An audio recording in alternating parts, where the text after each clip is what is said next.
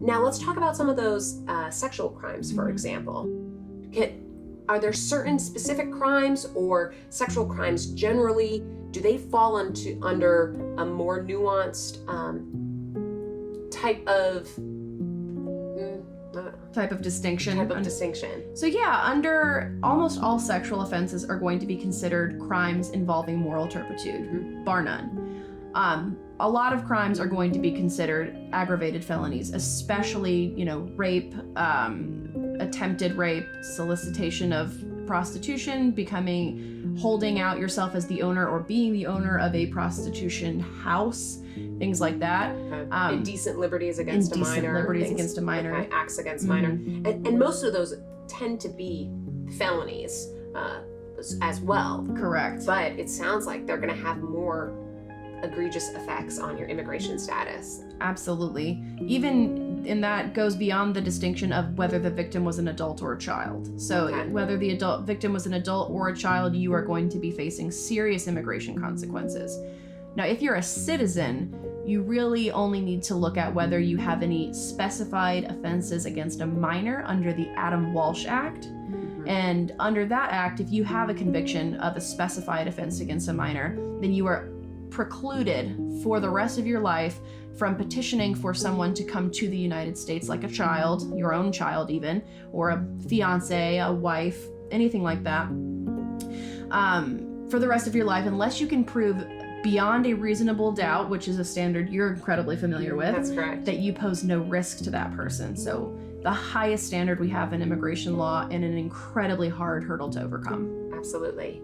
Now, what about for an individual that doesn't have citizenship at all? So it's not DACA, it's not green papers, there's no citizenship. How is a sexual charge, again, whether it's a misdemeanor or felony, but one of these sexual charges that for immigration purposes are considered these crimes against moral turpitude and these aggravated felonies, how is that going to affect someone without documentation? Well, they're going to be put into court pretty much immediately. And like I said earlier, they're going to be issued a notice to appear, which is the charging document. And much like in your line of work, they're going to have to present a defense. But their defenses are very different. They're much more limited in immigration. So instead of saying self-defense, defense of others, I didn't do it, you're going to have to defend yourself in much more nuanced ways. So instead of saying, I didn't actually do this, you have to say, I've been here for 10 years. My family would suffer extreme and unusual hardship in my absence, and I merit a positive exercise of discretion despite this conviction. So you have very limited options like the La Ley de 10 años or cancellation of removal, asylum, but that's under limited circumstances, and other somewhat waivers like for victims of domestic violence with these convictions. I'll definitely tell my clients to come and talk to you if they have any issues with immigration and becoming a citizen, because it is so nuanced. Likewise.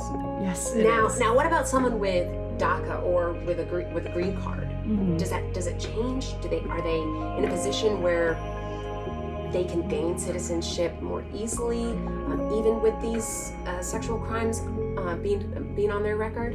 So if you've got those sexual crimes, you're almost always going to be subject to deportation, and that is your number one battle. Even if you have your green card and you want to be a citizen, we want to put the citizenship on the table, off the table, and then deal with the fact that you're likely going to be facing the revocation of your green card. If you have other minor offenses, then you can still become a citizen, but we like to say that you should have a clean record for 5 years preceding any application. The statutory window to be able to look back into your record for an application of citizenship is 5 years. So even if you have a no operator's license or you have a DWI, we recommend you wait 5 years after the disposition of those charges or citations to apply for your citizenship.